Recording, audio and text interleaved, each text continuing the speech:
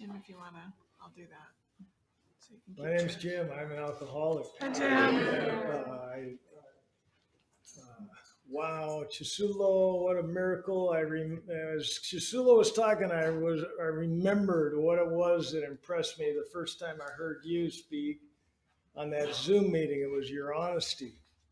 And it talks about that in how it works. It says the ability to be honest with ourselves. And that's different than me just telling you what I think of you, being honest with yourself. And I remember you talking about your wife and the circumstances that brought you into the program. And there was humility along with that. And what a privilege, what a privilege. Thank you, Steve. It's by the grace of God and loving sponsorship of a man recovered himself who took the time to meet with me and walk me through the program. Steve had a lot of fun at my expense. I know it. And it was actually just a joy and a privilege for both of us. I needed a lot of humbling. I had no humility when I came in here. Okay, so my drinking started in high school. When I graduated from high school, I had a good family. My dad was a little stern. I didn't always get my way. That made me sore. Who wouldn't be? I was the oldest of six. I had great siblings. Nothing about any of that would cause my drinking. I moved out. I went to my first kegger. My senior year, somebody slipped and let me know. And I finally, right? I showed up at a kegger at Carkeek Park, and any Seattleites, right? So now I've arrived, and I remember, just from the get-go, just like everybody in here who has that allergy. Once I started, I couldn't stop. I didn't want to stop. That's not entirely true. I kind of likened it to like maybe a gas gauge. I mean, there was a spot I wanted to hit where I would be flying and happy and joyous and free. But I was overshot. And by the time I was, if I was in a field, then the sky was spinning. If I was in a room, the ceiling was spinning. And then I was gone. I was either in the bushes or I was, and every time I overshot the mark. And that's my allergy. That's our allergy, according to the doctor. So I started it when I was 18. I went to college. I also went to college then. So part of what I want to share with you today is my recovery journey, my relationship with God, how I got to where it is today. When I was 18, I went to school down in Oregon, McMinnville, Oregon, a little beautiful, beautiful college town. Beautiful oak trees, groves, brick buildings, ivy. And I had arrived. I had a talk with God on the field. I was raised Catholic, and I had no complaints. The church didn't do me any harm whatsoever. They actually tried to help me, and I was good with that, except I wanted to play God. And so I got down. I'm 18 years old. I'm on this beautiful campus, and I had a talk with God. And I said, hey, I got this. You take care of everything, and you got a lot on your plate. You're God. And you know where to find me if you need help, because you're God, of course. And that was it. Boom, end of story. And I'm 18 years old, and I proceeded. My college roommate, this is also, went to Ingram High School. I went to Nathan Hale High School for any locals, and we were arch rivals, except when he moved in, he had a box full of booze. And it was every color of booze I had ever could imagine. Right now, mind you, so there was dark color, white color, clear, and all these bottles. Right, I helped him bring all his stuff up 3 flights of stairs just for that box. Right, and we were best friends. And every Friday, so every Friday we hit the bottles, and I drank like we all drink. It's the first one kind of burned, but after that, I was flying, and it ended the same each time. I was crawling somewhere, or puking and passing out. And I just like us, that's our way. We can't differentiate the true from the false. We think the way we drink is the normal way. So I met my first wife drinking. I didn't know how to have a relationship without drinking. I didn't know how to do anything social without drinking. And I don't know why. I mean, it's just the way it was. So I get married at 20. I was way too young. And God bless my ex-wife. And neither one of us was spiritually, emotionally fit. They were 20 years old and got married. We thought, and both of us were trying to repair a situation from our childhood that neither one of us was capable of dealing with or helping. And so we got married when we were 20, graduated from college, got a teaching job. I was a high school teacher. I loved teaching. That was my dream job. All of my dreams are coming true, except for that insidious cancer of self-will and alcohol. So we have a child. I'm 23. I had my first child, 26. I got my second. By 30, I remember I had a small, modest house in Kent. I'm in a brand new high school. That's every teacher's dream. And I remember it was like I was sitting on the top of a hill looking, and my life was just cruise control. I got it made. Okay, I'm 30 years old, and again, I can't differentiate the true from the false. My wife is dying. She is dying in my marriage, and I'm selfish, self-centered, delusional. I'm dishonest. I'm cheating, and I use alcohol just to allow me to do immoral things and inappropriate things that nobody should do. She got depressed and eventually left me. She moved in with another man. She started working nights. The kids were old enough to where she couldn't, and I thought maybe that would make her happy. And then she started staying later, and pretty soon she didn't come home. And I knew what was going on, or I didn't know, but I knew.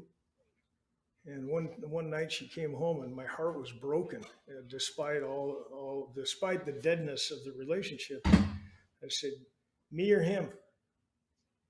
It took her 5 seconds. Him, and then I'm I didn't turn out the way I thought, and things got worse. Right? There's a line in Bill's story, and things got worse. And things got worse. So she moved out. Now I'm full of resentment. I'm full of pride. And now I'm getting in fights everywhere. Just insane amount of rage that's inside me. And it's hurt. So I pick a fight with my boss. And because I think I'm the boss. I think Steve's right. Like, I'm trying to hide that I think I'm the smartest guy in the room, I guess. But I picked a fight with my boss, and it got real ugly. And so I'm a teacher. My wife moved out in the summer. I start school in the fall. By Thanksgiving, I get kicked out of school. I'd never been kicked out of school in my life, and I'm a teacher. I get kicked out of school. And it scared me. So there are moments, I guess, where fear sobers us a bit, right? And it didn't sober me, but it did scare me. And I met with the superintendent, assistant superintendent, and I signed the papers. I will not misbehave. And that lasted 1 month. And I come back to school, and then Christmas, they kicked me out again, and 2 security guys walked me out. And they didn't want, they said, "Don't come back." And don't come back. So it says our problems pile up on us so big, right? That it was getting big, but I was still fighting. I mean, I still wasn't giving in. All my friends didn't want to be with me anymore. And it's not that they didn't like me. I was scary to be with. I only had one friend left who was just loyal and loving. But he was watching me. He was watching my ship sink that summer. So now I'm 31. That summer, I woke up in a panic. I wanted to kill myself. I was going to drive my car off the Green River Bridge. And so that's like Highway 18, as I recall, between Kent and Auburn. And I heard a voice, "No." I heard, and it wasn't me, it was a voice, and I believe it was God. No. And I woke up in a panic. An hour later, my sister called me. She lived up in Bothell. And she called me, "How are you doing?" Nobody knew how I was doing. And by that time, I was closing my shades like at 8 o'clock at night. I didn't want anybody to see how I was doing or know how my world was getting smaller and darker, and I was running out of straws. And she said, "How are you doing?" I wept. I said, "I want to kill myself." And she said, "Don't move. I'll be down." She drove down, picked me up, and took me to Overlake Hospital. So that was August 1st, 1984. Okay. 10, so what was I, 20, 18, and I'm 31. 13 years before that, I had that talk with God. When I got in that hospital, I remembered that talk. It was the first thing that came back to me, that God was there, and he was a merciful, loving God. He welcomed me back, and I think I was on my knees, and that talk, me and my arrogance and pride, and I surrendered. And I know all of us have made foxhole prayers in our lives, and if you get me out of this, I'll do this, and this time, okay, so that's kind of like Bill, maybe like Bill in the cathedral, and it's kind of like the third step, because I made a decision, but it wasn't followed by any action. So when I got out of, one of the doctors told me, you said don't drink or you shouldn't drink. And I remember thinking, I'm not here for drinking. I'm depressed. I don't need help. What are you doing? And I drank. This was not in the hospital, but on leave, in relationships, always in relationships. And I was dishonest. I like to think I was romantic. I'm French. But the truth is, delusion. So there's no excuse. But I remember saying, don't drink. Okay, so now I'm out of the hospital. I move in with my mom. I've lost my house, my kids. I loved my kids. I just didn't have the power to live up to my morals or my principles. So I move in with my mom. I'm seeing my kids on the weekends. They move in with my ex-wife. She lives in Sumner. Every weekend I'm driving back and forth. Every weekend. And I'm still drinking. And I'm still getting high. I get high on the way home. I have no tools. I have no tools to deal with life. So 4 years go by, and I'm also seeing doctors, and I'm on medication. I'm getting outside help. And that's part of my story, a big part. So now I'm getting outside help. I'm on medication. I think there's something wrong with being on medication. So I kind of, in a way, I'm running the show, and I'm kind of manipulating my reports so that I can get off my medication. And I am in a relationship, just never works out. I mean, most I could last in a relationship was 6 months. And then my dishonesty or self-seeking or selfishness would get the better of me or her. And I'd end up in that address of shame, horror, remorse, that bitter morass, self-pity. And I started getting depressed, and I got scared. I went to my sister, Ann, the same one who saved me 4 years earlier. And by this time, she was in AA. A year after me going to the psych ward, she went to Sundown. And none of us thought anybody in the family was alcoholic. That's the way we drank. So she went to Sundown and got sober. Now she's got 3 years, and she is my closest sibling. And I come to her, and she says, "Come to a meeting." And I knew she was going to meetings. And I'm depressed, but I'm thinking, well, I'll tag along, like I'm helping her. Right? Because I just need somebody to be with, because I'm coming out of my skin. And I got that psych ward looming, like that's where I'm heading. So my sister brings me to Sunday morning breakfast group. And I met John O'Hare. John O'Hare was one of the guys there, and Tell your sister hi for me. yeah, I know John was always very welcoming, and later he told me he liked my sister. He said, so He's I a was. likable guy. God bless I- John. So I came to Sunday morning breakfast group, I believe, every Sunday, once a week. My first month, I said, my name's Jim and my life is unmanageable. And I talked about the psych ward, probably I talked about my kids, and I don't even know if I talked about drinking. When I came in, I had 3 months of dry. 3 months because I was scared to death to drink. I was scared because of my emotional nature, and I thought I was heading down in that quicksand. And I heard hope, I heard love, I heard acceptance. People were laughing about the problems that I was in. John was one of them. And I won't tell your stories, but they helped me. They helped me.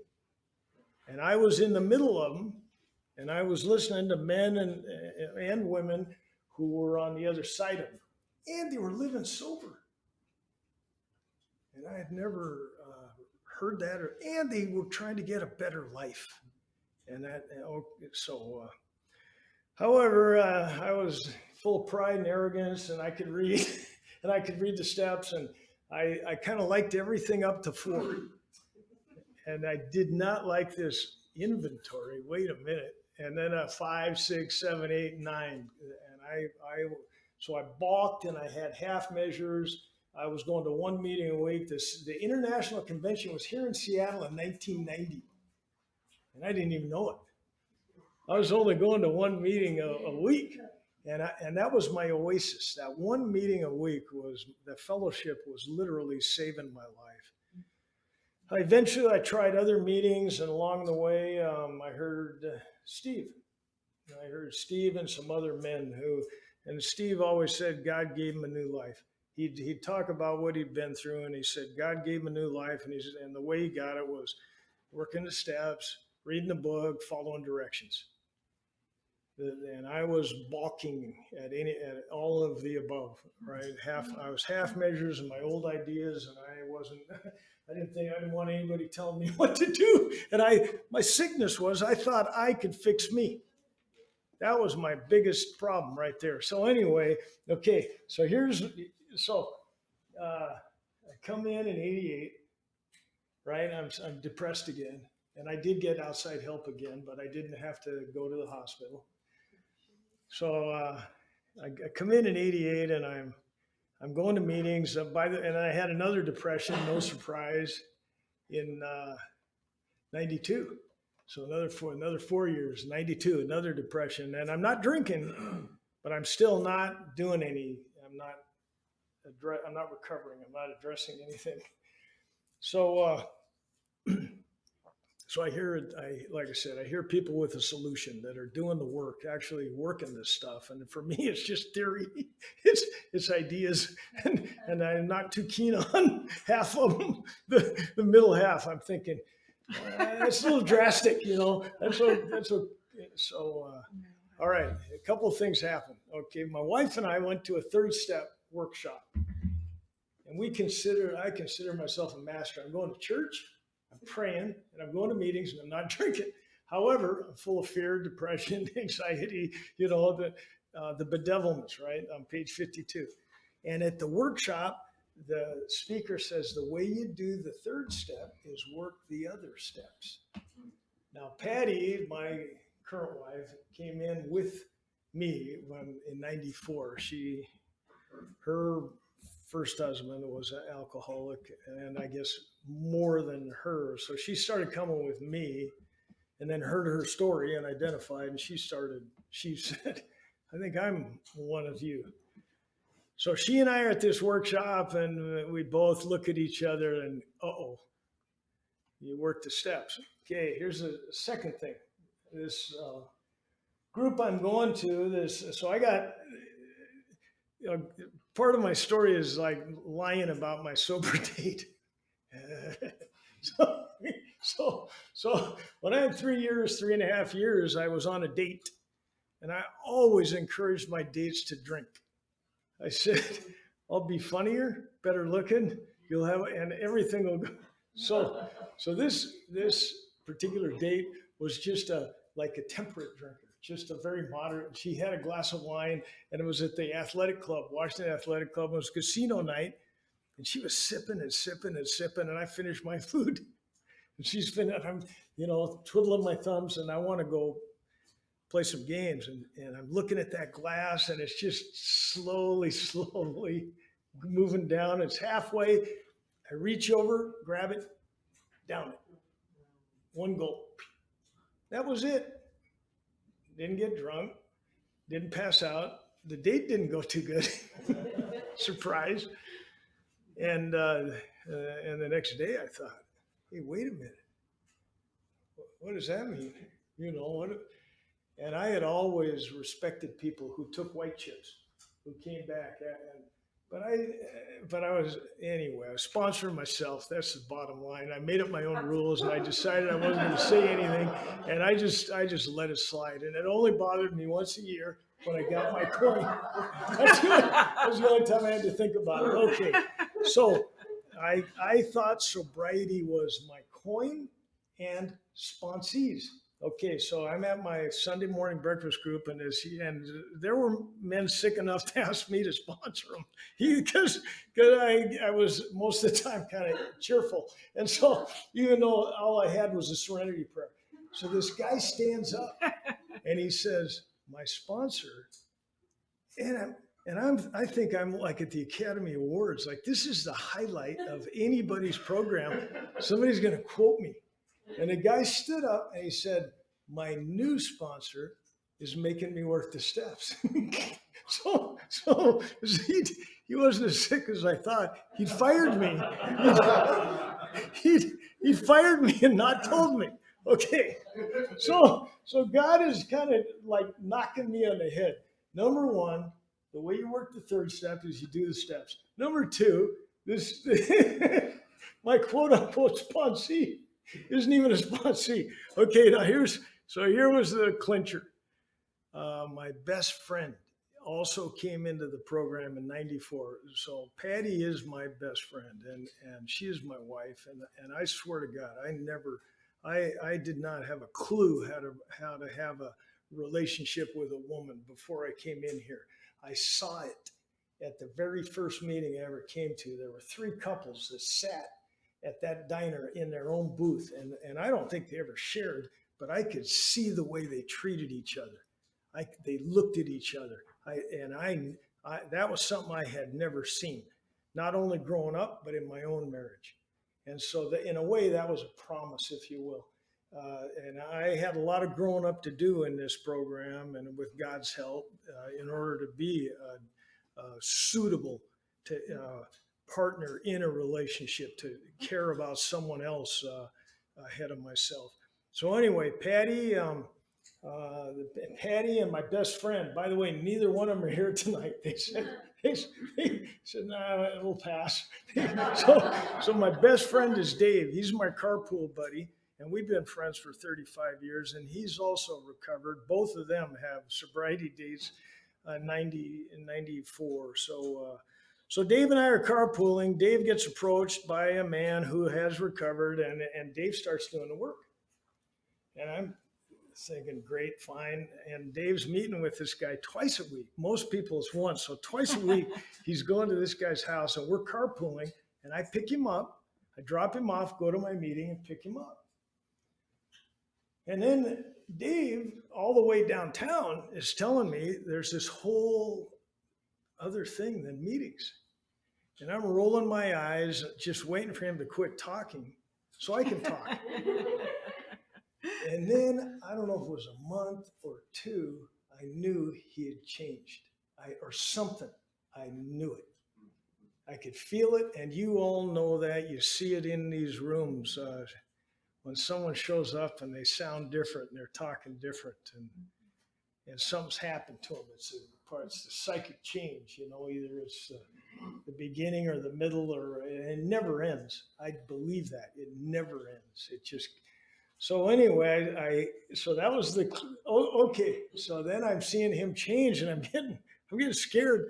He's going to be my sponsor, and I can't have that, right? So the pressure's mounting. Let's put it so. So the last thing, this, and it's Steve. Okay, so I'm at a meeting, and there were some men I did really respect and look up to who had something.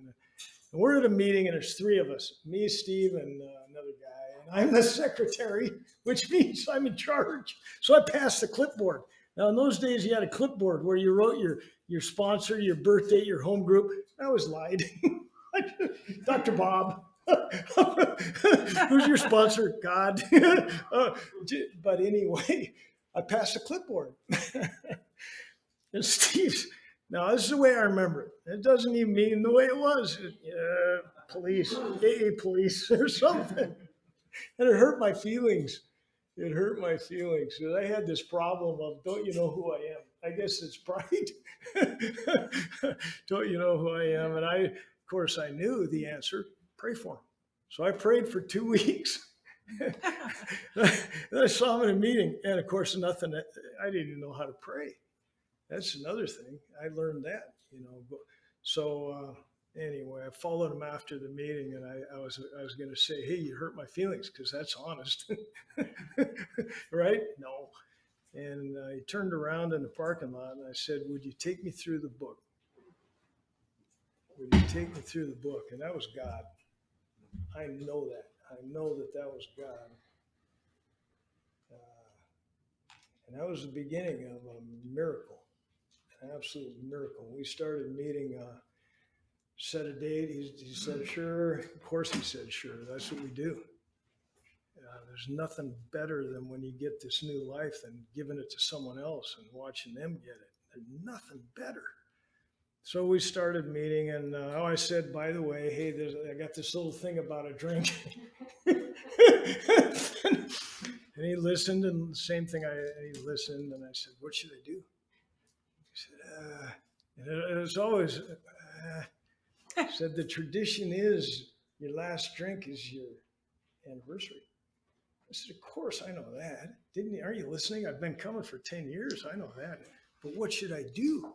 And he kind of went, our tradition is your last drink. And I'll say I was prideful and arrogant and stubborn, but I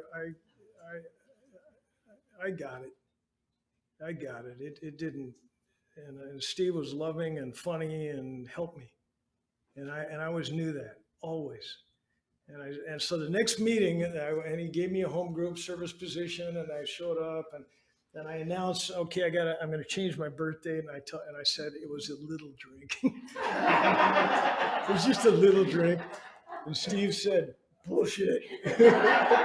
And of course, I'm just dying, right? I'm dying, and so the first thing he gave me, well, I think I had a book. I don't think I ever read it, but I had a book, and I got a circle, I got a triangle, I got the set aside prayer. Would you be willing to say the prayer?